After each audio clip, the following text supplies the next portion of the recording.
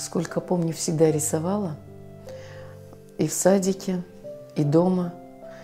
Брат с сестрой от меня просто ныли, потому что я их уговаривала точить мне карандаши. Я сама их не умела точить. И, конечно, я их выводила из терпения и очень любила, когда карандаш наточен остренько, чтобы было удобно рисовать. Если честно, я никогда не знала, что я буду художником. Я об этом даже не думала. Я просто рисовала, любила лепить, любила оставаться дома, чтобы мне никто не мешал. И, наверное, то, что все говорили в школе, в садике, знакомые, родственники, что я хорошо рисую, ты, наверное, будешь художником. Скорее всего, они мне эту идею внушили, что я должна быть художником. Я закончила в Коканде училище искусств.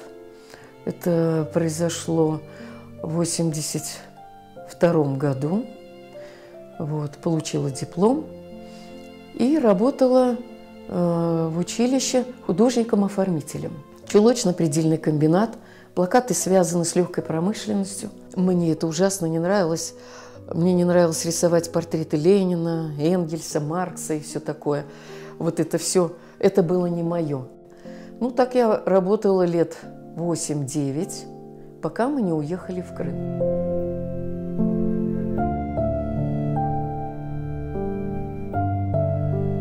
Мы приехали в Симферополь в 1989 году. Это было где-то в июне месяце. А там меня встретил отец, и привезли нас в Старый Крым. Как бы отвоевывали заново свою родину. Вот. Но эти года тоже не прошли даром. Вся душа наполнилась, все сердце патриотизмом. Я тогда писала разные лозунги. Мы собирали старинные фотографии, доказывали, что мы здесь жили, что здесь жили наши предки. Вот, ездили на митинги в Симферополь. Жизнь была очень бурная такая. Строили дом, было очень тяжело. Стройматериала не было, но доставали. С мужем на пару. У нас была машина такая, ЛуАЗ. Мы на нее грузили бетономешалку. Мы получали удовольствие от этого. Конечно, были у нас с ним и споры, и ссоры. Я очень боялась строить большой дом. Для меня было это так страшно. Через 5 лет мы поселились в свой дом, были очень счастливы. Счастью не было предела.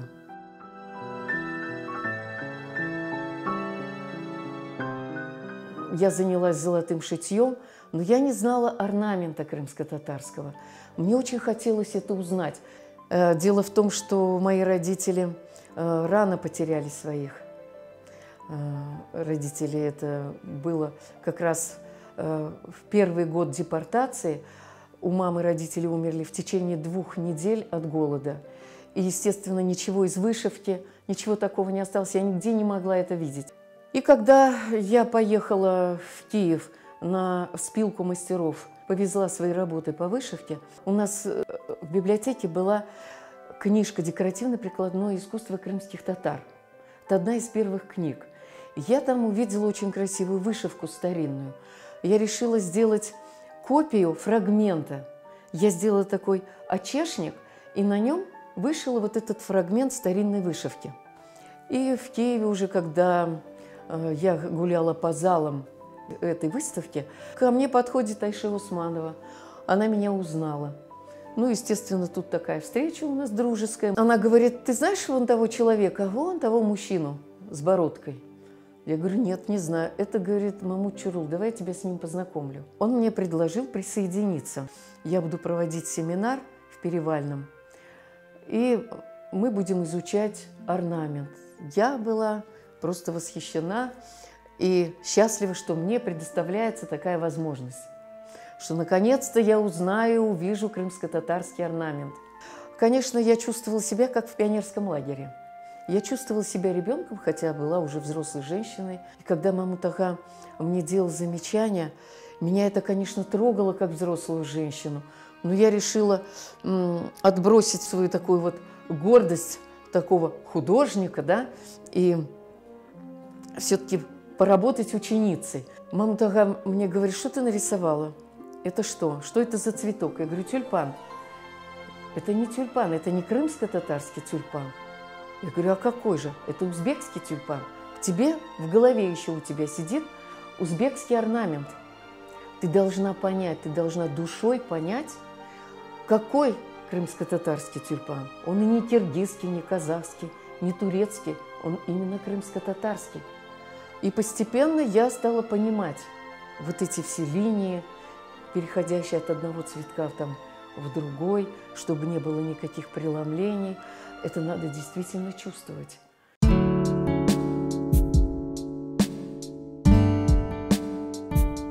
Я очень люблю валять шерсть. Для валяния шерсти, для этой техники у меня особые воспоминания и особые желания валять именно шерсть, потому что это связано с моим отцом. Он у меня с Ускута, ускутский крымский татарин, фамилия Дегерменджи, фамилия очень известная. Он мне рассказывал с детства, что у нас полы были глиняные, саманные, то есть глина смешивалась с соломой, ее заливали, полы заливали, а потом, чтобы полы были теплые, мужчины валяли баранью шерсть. Сваливали такой войлок, толстый, он был толстый, ну, сантиметра 3, и вот такой толстый войлок, несколько слоев стелили на эти земляные полы. Вот эти домотканные килимы стелили, и дети практически, ну, вот в чем мама родила, в том и сидели на этом полу. Было очень тепло. С тех пор у меня вот в памяти это все осталось. Но когда Мамутаха предложил нам семинар по валянию шерсти, я сразу побежала, конечно, на него. Очень много идей можно воплотить в жизнь, творческих идей.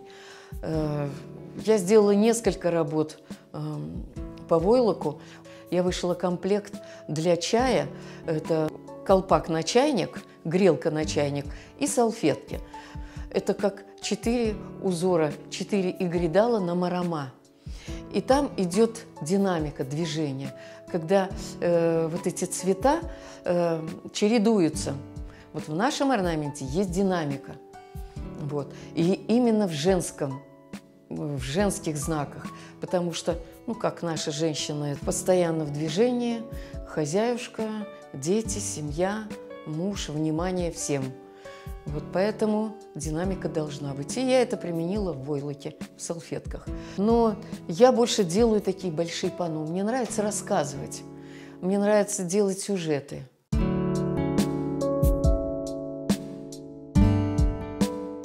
Нашему орнаменту нет цены просто. Вот просто нет цены в любом музее. Его богатство в тонкости. Его надо понимать, ведь наш орнамент, он как бы делится, так же, как и наш Крым, на деревни. Есть степные районы, есть южный берег, есть горные районы, да? И вот в каждом районе свой рисунок. То есть степной район, там более такие воздушные рисунки, более свободные, нет такой насыщенности. Вот к южному берегу более насыщенные рисунки, такие богатые, много золота.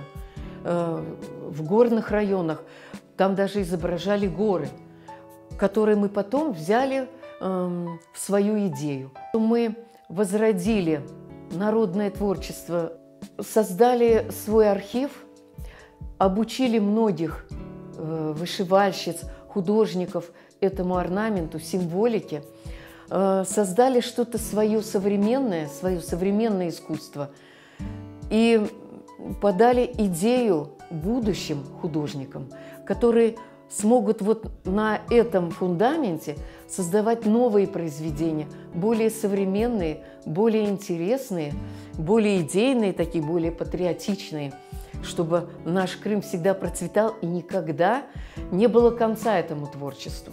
И вот самое главное – сохранить вот этот баланс старинного и современного. Не переборщить, найти ту золотую середину. Главное – сохранить каноны нашего искусства.